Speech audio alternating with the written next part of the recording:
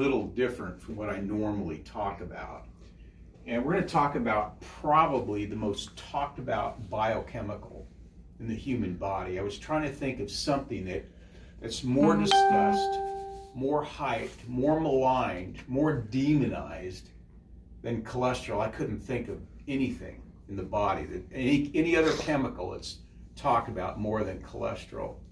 So why would I weigh in on this controversy? Why would I talk about something that's so controversial? Well, maybe it's because you guys haven't heard the whole truth about cholesterol, the whole story. Maybe it's because the cholesterol levels in your body can really affect your central nervous system. And what is it that we do as chiropractors is treat the central nervous system. I mean, that's what we do. When I adjust your spine, we're actually stimulating brain function, central nervous system function. Cholesterol affects that. What else does it affect? Anybody know? I think brain chemistry. It does, but that was part of what I was just talking about. Okay. What other part of the body does it affect? Anybody know? Your brain. Come in. Your arteries. Hey, welcome, Natalie. It doesn't affect your artery. It does affect it.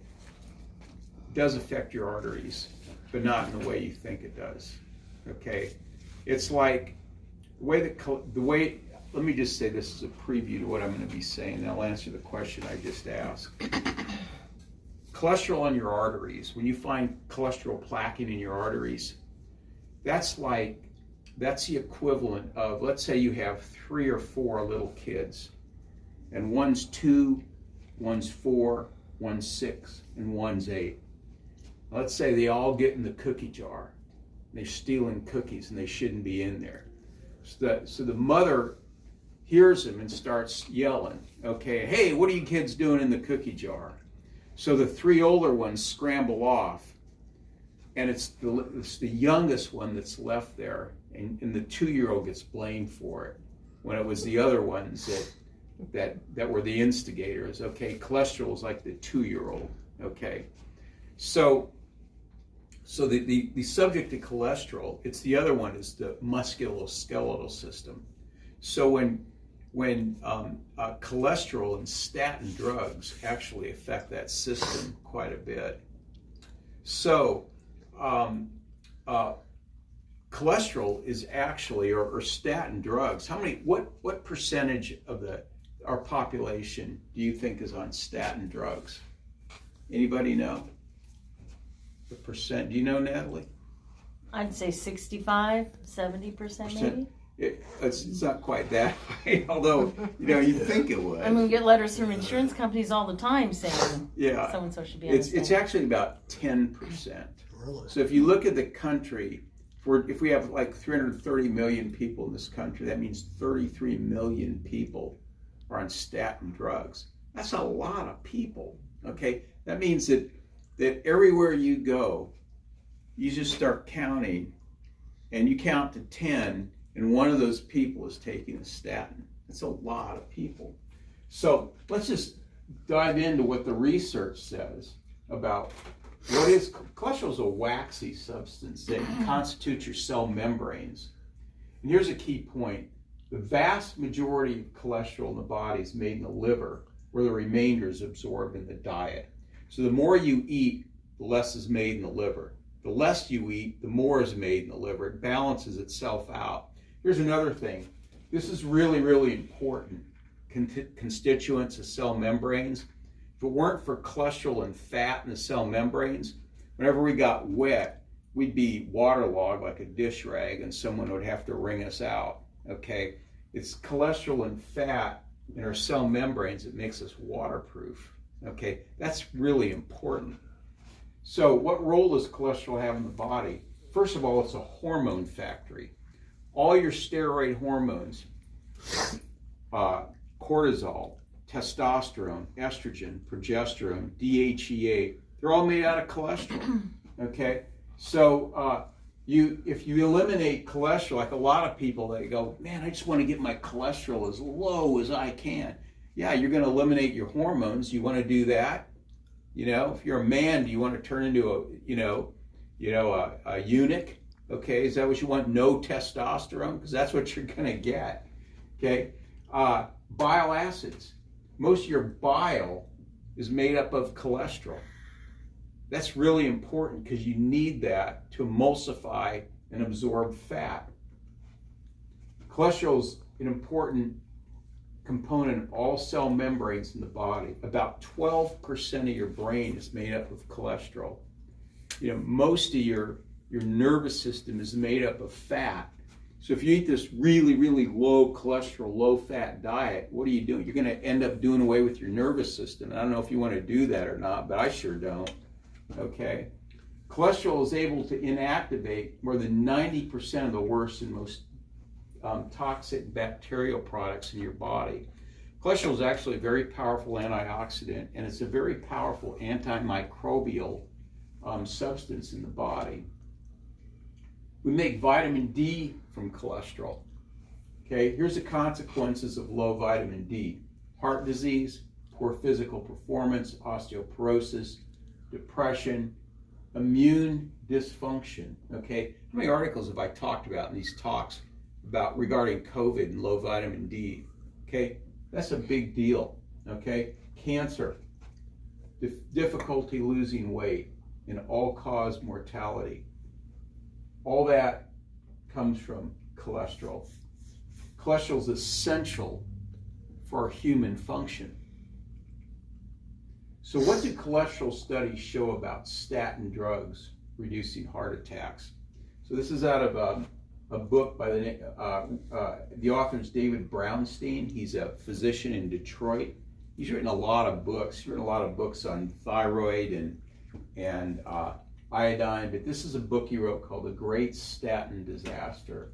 He says an analysis of 5 major cholesterol trials show that taking statin drugs reduced heart attacks and strokes by 1.4%, and only after taking the drug for 3 to 5 years. Okay, now where do they get like this figures like 30 and 40%? Because they do this mathematical gyrations where they look at relative risks rather than absolute risks, and this is the 1.4 is the absolute risk. So that's not very much. Okay, so that means that the other 98.6% of the people are taking a drug and not getting any benefit out of it. Studies on cholesterol levels in people who die of heart attacks show that 50% of people who die of heart failure have normal or low cholesterol levels. So only about half the people who die of heart attacks have high cholesterol levels. The rest of them have low. What exactly does predict heart disease? What do we know that predicts it? An elevated omega-6, omega-3 ratio. That's one thing that does. This causes a silent, a destructive inflammation in the body. What else? Hypertension, oxidative stress, high levels of triglycerides, high ratio of triglycerides to HDL cholesterol. This triglyceride HDL ratio should be less than 2. And this came from a journal, a very prestigious medical journal called, Cardiology. I think that may have been the journal. It's called Cardiology. That's where that ratio comes from. And I use that. That's the ratio I use all the time in my blood work. Inflammation. Okay, where does inflammation come from? Well, let's put this. Key point, sugar, or more specifically fructose, raises every single one of these. Okay, so these aren't elevated by cholesterol. They're elevated by sugar. Okay, sugar is really the bad guy in all of this. Okay, so if you want to inflame your body, eat sugar. Okay, you want oxidative stress, eat sugar. All right, sugar takes care of all of those. So the number one dietary contributor to heart disease is really sugar. It's way, way worse than fat. I mean, if a high-fat diet killed people, I would have been dead a long time ago, because I eat a very high-fat diet.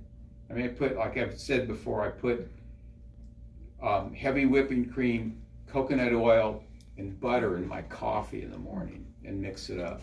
And that's what and I do that every day. Okay? So if anybody should be dead from a high-fat diet, it's me. All right? So sugar contributes to inflammation in the artery walls. So here's what happens. Like I was saying earlier, the artery walls get inflamed and they get sticky and rough. And then cholesterol starts sticking to them. Okay? So that cholesterol isn't the cause. Cholesterol just happens to be passing by and get stuck to artery walls that are sticky due to inflammation. So sugar is the missing link among diabetes, obesity, and heart disease. It drives up insulin, which raises blood pressure and increases cholesterol. High insulin levels also increase inflammation. Processed carbohydrates raise triglycerides, which is an independent risk for heart disease. When sugar in the blood sticks to proteins, and it does, especially fructose, it creates damaging and toxic molecules, which really cause problems in the body. Like, for example, have you ever noticed, like, people who are eat high amounts of sugar over time, you see them, they have more wrinkles, okay? The reason is this point right here, is the excess fructose is bound to the protein in the body. It's called glycation, and that creates a very cheap form of collagen, which causes wrinkles and degeneration and all sorts of things. So if you want to tamp that down, just lower the amount of sugar you're eating. Sugar depletes the B vitamins, especially B4, which weakens the heart and ultimately causes heart disease. So let's look at statin drugs. Now, this is from a medical doctor named Orly Eingen. He's vice president of medicine at New York Presbyterian Hospital, has this to say regarding Lipitor. This drug makes women stupid. Okay, that's what he says about women taking statin drugs, all right? So statin drugs lower cholesterol in your brain. Your brain contains 25% of your body's cholesterol. Cholesterol plays a critical role in the function of your brain and the release of neurotransmitters. So when you lower your cholesterol, you're lowering brain function, as I said earlier. Statins lower coenzyme Q10, which increases the risk of congestive heart failure. So coenzyme Q10 is really important for energy production in the body. Coenzyme Q10 works in the mitochondria to produce energy. It's a very, very powerful antioxidant. Cholesterol lowers that, gets rid of it. Okay, so statin drugs get rid of that. So if you're on a statin drug, you need to take vitamin D and you need to be taking coenzyme Q10. Now, I'm not a fan of statin drugs for the reason that I'm telling you. Statin drugs increase the chances of infection. A number of studies have linked low cholesterol to a greater risk of infections. Statins have a terrific ability to ruin your sex life. As I said earlier, it downsizes your body's hormone factory. So your body can't make estrogen, progesterone, cortisol, testosterone, DHEA. It can't make that because all this stuff's made out of cholesterol. It's like trying to frame a house and you don't have enough lumber to do it. You can't frame the house. It's the same way with this. Statins inhibit the production of vitamin K2, which protects arteries from calcification. So it inhibits the production of glutathione peroxidase. Anybody know what glutathione is? Anybody heard of that besides me? Yeah. Okay. Isn't it some sort of amino acid? It's not it's made up of amino acids, Okay. 3 amino acids. Okay. But it's not an amino acid. Okay. Does anybody know the function of glutathione in the body? I got some gift certificates here to natural grocers for anybody that can answer that question. Nobody knows, okay? Glutathione is the most potent antioxidant and detoxifier in the body, okay? Made in the liver. It's made up of 3 amino acids. It's an extremely important and powerful chemical in the body. And if you lower glutathione, you lower your body's ability to fight disease, basically, to detoxify. So statins inhibit the production of glutathione peroxidase, which is part of the glutathione chemistry in the body, as it protects us from oxidative stress. Here's a couple of other interesting studies on cholesterol. This one came out in 2014 from the American Neurological Association in San Diego. It says people with cholesterol levels between 91 and 135 were 6 times more likely to have Parkinson's, and those with LDL levels below 91 were 4 times more likely. So what are we told? We got to get our LDL levels down, okay? Why? I mean, what I tell my patients is to quit eating sugar. So you got to get your sugar levels, the amount of sugar you're eating in your diet, really low. Okay. Musculoskeletal conditions, arthropathies, injuries, and pain are more common among statin users than among similar non-users. Again, JAMA Internal Medicine, 2013. By the way, when I had my radio show, I used to have a lot of articles out of that journal. I really like that journal a lot. One landmark study on statins showed the following. This comes out of the Open Journal of Endocrine and Metabolic Disease, 2013. A categorical lack of evidence to support the use of statin therapy in primary prevention. Statins actually increase cardiovascular risk in women, the young, and people with diabetes. So every study and every book that I've ever read on cholesterol, and I read about 5 books, show that cholesterol has absolutely no positive effect on women at all. Women should not take it at all. If your cholesterol and your triglycerides are high, I would suggest looking at your diet. That's what I would say. How much sugar are you eating? How much trans fat are you eating? You know, what's your omega-6, omega-3 ratio, things like that. I wouldn't give you a statin. I'd say let's look at what you're eating, okay? The review also showed that statin therapy increased muscle fatigability by 30%, more than 11% incident of rhabdomyolysis, which is a muscle wasting of the heart at high doses. Coronary artery and aortic calcification, erectile dysfunction, which is 10 times more common in young men taking the lowest dose of a statin. It also increased diabetes and cancer. I've seen these studies for a long time, the diabetes and cancer. So what if your cholesterol is too high and you've done the dietary and exercise steps to bring it down? Well, here's one thing that you could take is soybean lecithin. We carry that in our office, and that does a lot to help dissolve cholesterol and get it out of your body. I think that if your cholesterol is really high and your diet's good, your exercise is good, I would say, what is your stress level? Because when your stress goes up, what does your body make in order to help your body handle stress? Cortisol. Cortisol. Who said that? She did. Jason and Okay, and I'm going to give each of you. Okay. Whoever said cortisol, I'm going to give you 2 of these. It's Okay. $2 off each. Who else said cortisol? it was me. You don't have to give me any. Okay, I'll give you a kiss later. Oh my gosh.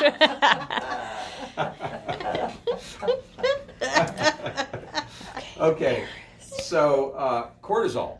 Okay, so what makes cortisol? Cholesterol. Cholesterol. Yeah. Yeah, so when your stress level goes up, cortisol goes up, your body needs cholesterol, so your body makes more cholesterol, okay? So the 4 horsemen, which contribute mightily to heart disease, are oxidative stress, inflammation, sugar, and stress. A 5th horseman recently identified is sensitivity to wheat, which can attack muscle protein. And I got that out of a book called The Paleocardiologist, written by a cardiologist. So, what are some of the causes of oxidative stress in the body, especially the oxidation of cholesterol? Cigarette smoke, heavy metals, insecticides, radiation, pollution in air and food, lack of essential nutrients. Does this describe like part of the culture that we live in today? Yeah, it describes a lot of it, okay? So, a major factor in protecting against oxidative stress, there's a signaling pathway in the body called the NRF2 signaling pathway. And you don't need to understand all of this, except that this is your body's internal ability to combat oxidative stress, making its own antioxidants, okay? So we know that, what are some of the antioxidants that we know of that we can take, that we can just take? Vitamin C. Vitamin C, that's right. Okay. What else?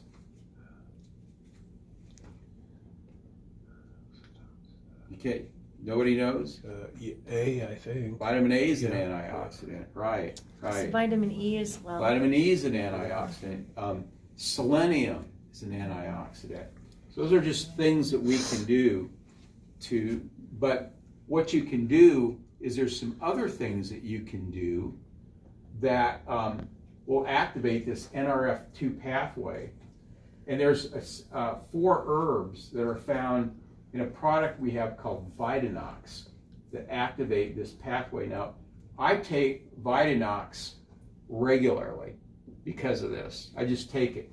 It defends against oxidative stress, controls the expression of genes which assist in detoxification, and eliminates the products of oxidative stress.